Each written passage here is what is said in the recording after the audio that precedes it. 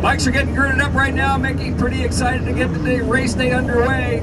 I've had my coffee. I could be out of control here, so I'm going to count on you to kick me in the shins when I get too sideways up here. So right now we're looking at 400 Superbike, 350 Superbike, Legacy Lightweight, and Vintage is what I'm showing on my grid sheet. So 4 waves going off, and we are just about there, Mickey. I'm looking forward today. Perfect weather. It is flawless out. We're going to have a great day.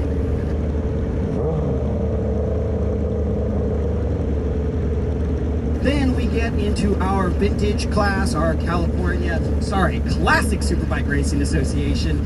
That is starting on that pole, 190, Darren Gobbin, 132, Terry Cheney, 893, Mark McKinney, 110, Andrew Gray, 935, CJ Bonura, 900, Kevin McGee, 79, our own Paul Kiefer, 818, Matthew Winarski, 760, Anthony Gerardis, 796, Jim Kiefer. And that is your grid for race number 1.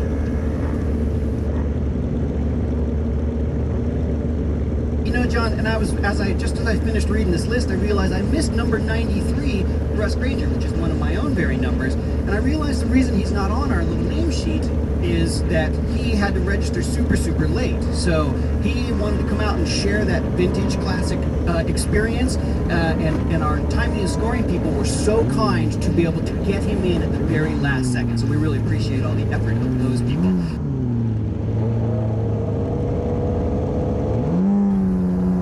Last wave, green flag, and off they go. And this is our Classic Superbike Racing Club. And I gotta tell you, Mickey, I got a CB1100F hiding in somebody's garage that's, you know, begging me to go, but it's 1,000cc displacement limit, so I may have to sleeve that thing down if I want to bring it out here and play. John, you know, maybe they'd make an exception for you. You know, you and I, we need all the help we can get. So, weight handicap thing going too. So, as the Classic Superbike Racing Association is making their way through turn number 2, we're going to pick up the action with 400 Superbike here coming out of the final corner onto the front straightaway. We're waiting to get our timing and scoring going, but it looks like a 2-rider breakaway. Let me see who those 2 riders are.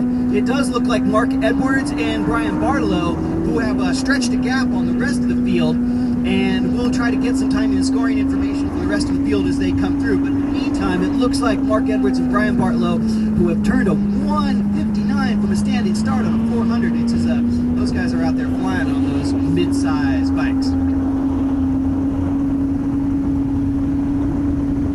Bartlow on the 29 machine, that's been his number for about 1 million years. He's also on the Dr. Farr Racing Kawasaki, having a great time. And he's got a pretty good program going on again. He's Feel Like a Pro Dirt at home. And he was the originator of Feel Like a Pro that now belongs to David Sale. Through the bus stop they go right now, and it still looks like it's a good race going on. A lot of bikes on course, 4 different waves. We'll do our very best to sort them out, and we will apologize to you if we miss you and the fantastic race that I'm sure you're going to be having out there today, but we'll do our very best. And again, I'd like to invite any participant to come up here and quietly correct my name pronunciation, as I am a phonetic reader and pronuncier. So if there's anything I can help you out with, please feel free to come up and let us know. Vintage coming by right now, the 93 bike and the 90 and 190 and 893, I think, is who those are.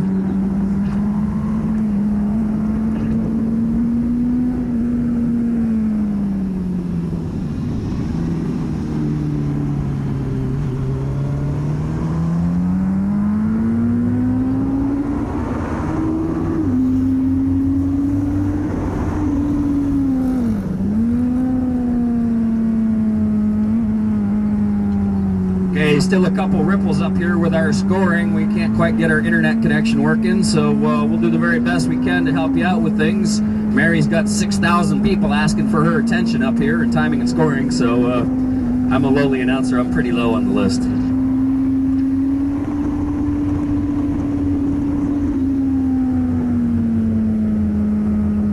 So Mickey, if you could race anything you want to race out there on course right now, what would it be? Well, John, might take my own thing out of the garage and be out there in Legacy Lightweight. The Legacy classes are to fill that gap between current, the current class of newest motorcycle and what we see now is the vintage bikes. So we have these Legacy classes so you can take your 2002 motorcycle and have a place to race it. So out there's only 4 or 5 bikes in Legacy, but they're going at it hammer and tong, that is for sure.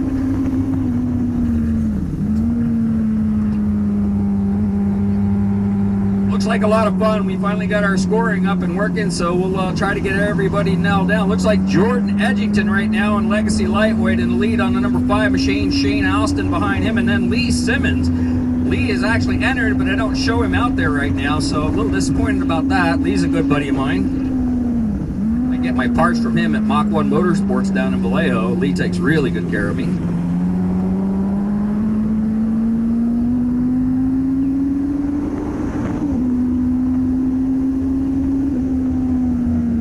Hey, Classic Superbike's going by right now. The 190 bike in the lead. 93 in second place, I believe.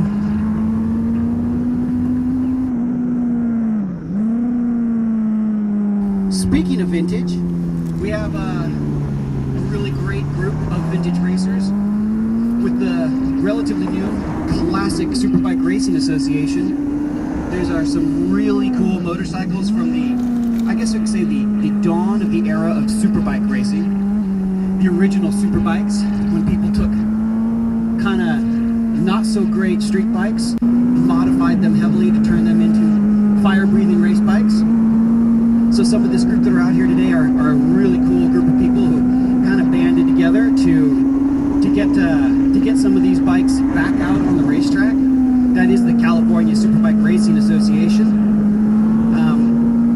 The AFM recently adopted our rules so that it aligns with what CSRA is trying to do, so that we can get more people out here racing these really cool older motorcycles. Classic, yeah. When I was talking to John here, we'd hate to just call them old because John and I we're a classic pair ourselves. So I was talking to Russ and Kevin last night, just to get a little background of how this came together, because some of our AFM tech people have been racing some of these bikes, but all of a sudden a whole bunch of them showed up, and I was like, well, what happened there? So I got a little bit of the backstory, and this is like, I was talking to Kevin, and, this particular group of people put together a club, quote unquote, which was the California Superbike Racing Association, and they were really just looking for a way to organize, to be able to race these motorcycles. Classic, I'm sorry, did I say California? Oh my god. Classic Superbike Racing Association, sorry guys. I know, right? Where did I put my coffee? So anyway, they were looking for a way to race these motorcycles in a competitive way. What's the point of having a race bike if it just sits in your garage and collects dust? Please nobody come to my garage.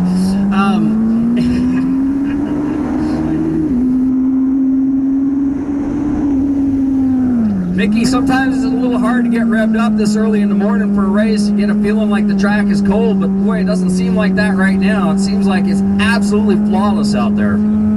Yeah, John, I used to struggle with race 1, trying to get your head in the race first thing in the morning, but the conditions are beautiful right now. Maybe some of the best conditions we'll have all day. There's no wind, the sun's put a little heat on the asphalt, there's plenty of heat in the tires, and certainly doesn't look like anybody out there is holding anything back. We have mixed classes now.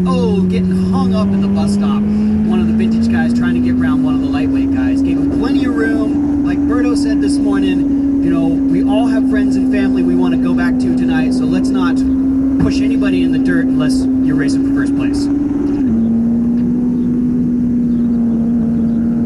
The truth is, Mickey, we're racers, and even if we're racing for first place, so there's no MotoGP contract for any of us. Maybe Rocco Landers will get one somewhere down the road, but you and I, we're old. That's not going to happen. So I'd rather go home whole and have my wife's great Peruvian cooking than I would have to make a stop at some establishment and use my medical insurance. Indeed, John.